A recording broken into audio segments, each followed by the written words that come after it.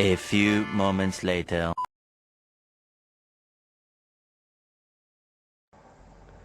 B. Masa demokrasi parlementer 1950 sampai 1959. Masa demokrasi parlementer adalah masa ketika pemerintah Indonesia menggunakan UUDS atau Undang-Undang Dasar Sementara 1950 sebagai undang-undang negara.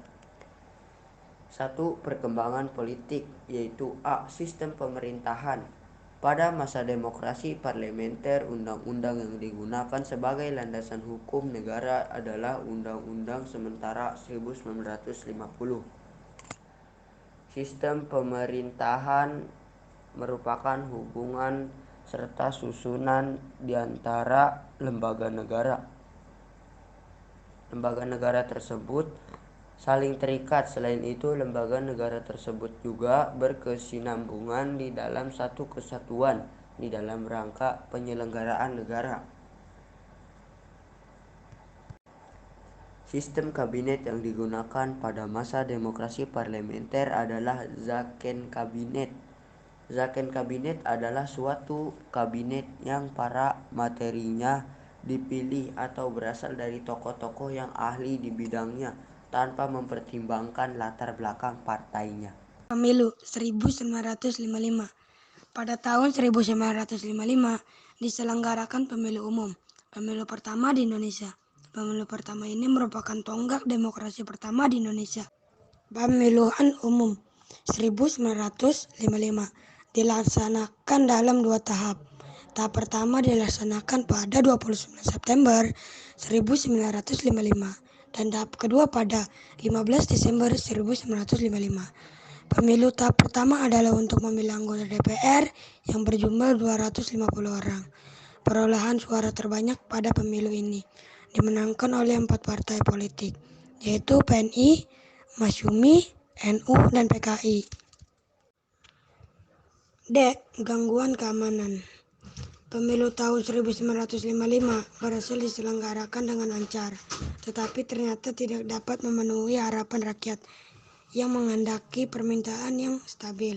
Para wakil rakyat terpilih hanya memperjuangkan partainya masing-masing, sehingga pergantian kabinet terus saja terjadi dan mengakibatkan keadaan politik dan keamanan menjadi tidak stabil. 2. Pemberontakan Republik Maluku Selatan. Pemberontakan Republik Maluku Selatan dipimpin oleh Christian Robert Stephen Soemukil yang menolak terhadap pembentukan Negara Kesatuan Republik Indonesia. 3. Pemberontakan Andi Aziz. Peristiwa pemberontakan Andi Aziz terjadi pada 5 April tahun 1950. Peristiwa ini berawal dari tuntutan Kapten Andi Aziz dan pasukannya terhadap pemerintah Indonesia agar hanya mereka yang dijadikan sebagai pasukan keamanan untuk mengamankan situasi di Makassar. 4. Pemberontakan PRRI atau Persemesta. Pemberontakan PRRI atau Persemesta terjadi di Sumatera dan Sulawesi yang disebabkan oleh adanya hubungan yang kurang harmonis antara pemerintah pusat dan pemerintah daerah.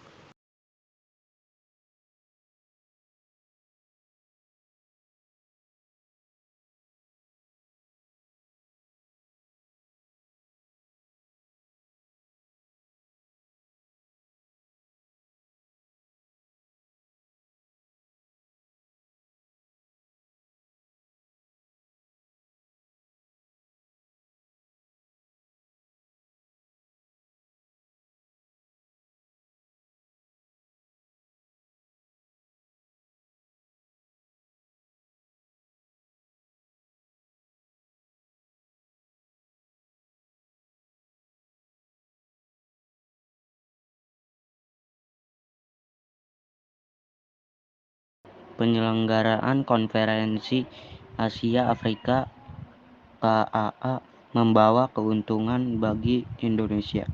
Pamor Indonesia sebagai negara yang baru merdeka naik karena kemampuan menyelenggarakan konferensi tingkat internasional. 2. Deklarasi di Juanda. Sebelum deklarasi di Juanda